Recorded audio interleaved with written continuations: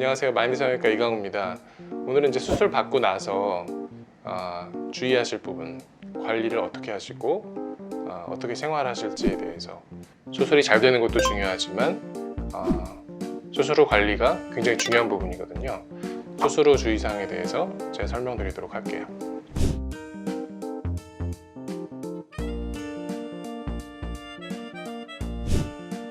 첫째는 이제 출혈과 이제 붓기에 대한 부분이에요.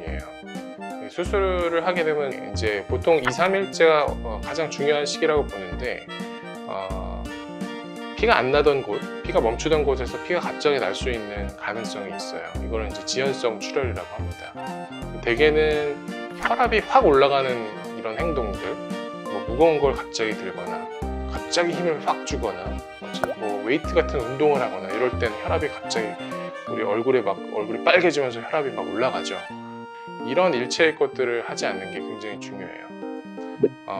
이런 관점에서 이제 찜질을 하라고 얘기가 나오는 겁니다. 찜질을 냉찜질해라, 온찜질해라 이런 얘기가 막 많이 나오기도 하고, 이 부분이 헷갈리기도 하는데 3냉 4온 이렇게 정리하면 될 것 같아요. 3일 동안은 냉찜질을 하고 4일 동안은 온찜질을 한다. 혈관이 수축합니다. 피가 나던 곳은 수축해야지 피가 안 나기 때문에 우리가 지혈해 놓은 이 혈관들, 그게 쭉 쪼그라들어서 안정화시키는 작업을 한 3일 동안 하는 거죠. 그래서 3일간 오히려 온찜질을 하면 혈관이 확장하면서 출혈이 더 날 수도 있거든요. 초반에는 냉찜질을 3일 동안 한다. 4일째는 이제 온찜질이에요. 온찜질을 하면 혈관이 확장하면서 순환이 좋아져요. 순환이 좋아져야 혈액이 돌면서 이제 이 붓기들을 가져가서 이제 배출하게 되는 겁니다.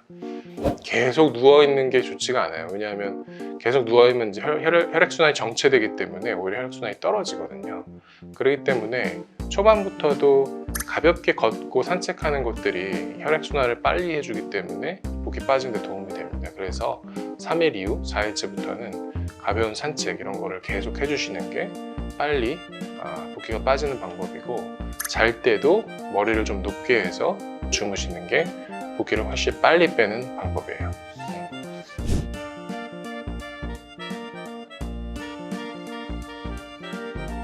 그리고 두 번째는 이제 충격에 관한 부분인데, 2달 동안은 그 충격이 굉장히 취약해요. 우리가 생각했을 때 여기에 코에 충격을 줄 수 있는 일체 행위는 다 안 하는 게 좋습니다. 안경을 쓰는 것도 그렇기 때문에 가급적이면 2달, 어쩔 수 없을 땐 1달부터 쓰시는 거고, 그 다음에 잘 때, 특히 잠버릇 안 좋은 분들은 막 잘 때 이렇게 자거든요. 잘 때 침대에 이렇게 눌려있으면 코가 휘어질 수 있습니다. 그러니까 이런 것들을 굉장히 조심하시는 게 좋고, 코 푸는 것도 이런 충격의 일환이에요. 풀 때는 가급적 1달 이후에 하시는 게 좋고, 어쩔 수 없을 때는 살살 충격을 주지 않는 그런 범주에서 관리를 하시는 게 되게 중요한 부분입니다.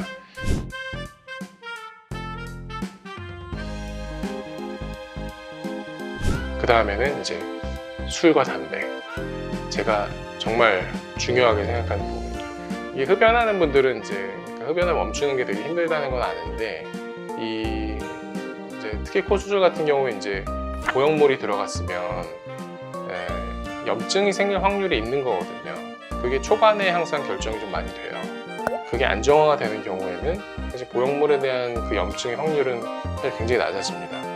초반에 저는 2달 동안 금연 금주, 이 부분을 진짜 여러 번 강조하고, 이 염증과 이 부작용을 본인이 높이는 셈이 되니까 본인을 위해서 이거는 반드시 좀 잘 지켜주시는 게 좋고, 2달 동안, 저는 좀 엄격하게 봐요. 1달이라고 말씀하는 분도 있는데, 기왕에 수술하는 거 안전하게 잘 마무리가 되기 때문에 2달 동안 금연하시는 거, 이걸 잘 지켜주는 게 굉장히 중요한 부분이에요.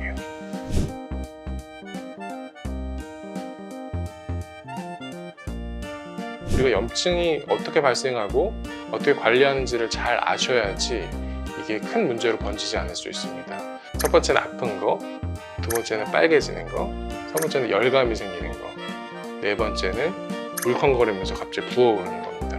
이런 증상 중에 2가지 이상이 갑자기 나타나기 시작한다면 이게 염증이 아닐 수도 있지만 예방적으로 그냥 약을 드시는 게 안전합니다. 약을 드실 때, 항생제를 드실 때는 하루에 보통 3번이죠. 그렇게 일주일 동안 복용을 하면 이 염증이든지 아니든지, 아니더라도 이건 예방하는 효과가 있는 거거든요. 약을 잘 드시면 대개는 잘 넘어갑니다.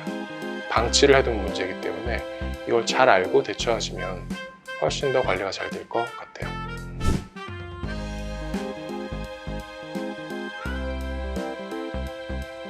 네, 덧붙여 말씀드리면 이제 치료받으면서 이제 연고를 언제 바르고 어떻게 바르는지 제일 궁금해 하시는데, 연고는 항생제 성분이 들어있긴 하지만 이거 자체가 뭐 엄청 감염을 예방한다는 효과보다는 이 상처를 더 빨리 잘 낫게 하려는 목적이거든요. 이렇게 짜서 이 상처 여기 부위 있죠? 그다음에 여기 비주 안쪽이랑 코 바깥쪽 이렇게 바른다라고 생각하시면 되고, 눈 같은 경우도 그 상처가 살짝 여기도 앞트임 했다면 여기 이 부위, 뒤트임 했다면 뒤쪽, 그 상처 부위 자체에 약간 수분을 유지하는 목적이 있으니까 그 정도 용도로 사용하시면 됩니다. 하루에 한 3-4번 정도 바르시고, 대개는 일주일까지, 상처가 별로 잘 낫지 않았다면 2주까지, 그 이후에는 사용하는 별로 의미가 없습니다.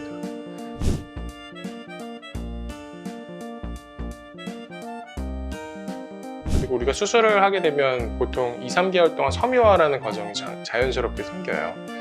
이런 데 상처가 생기더라도 조금 깊은 상처나 큰 상처들은 낫다가 딱딱해지는 시기가 거쳤다가 이제 줄어들어요. 영어로는 이제 파이브로시스라고 하고 한국말로는 섬유화라고 하는데, 이 딱딱한 과정이 지나가야지 붓기가 완전히 빠지면서 모양이 잡힙니다.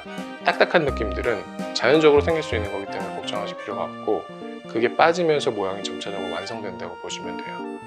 아까 말했던 것처럼 후 관리 굉장히 중요합니다. 그래서 이 부분 항상 잘 참고하시고 좋은 결과로 갈 수 있도록 같이 노력하는 걸로 합시다.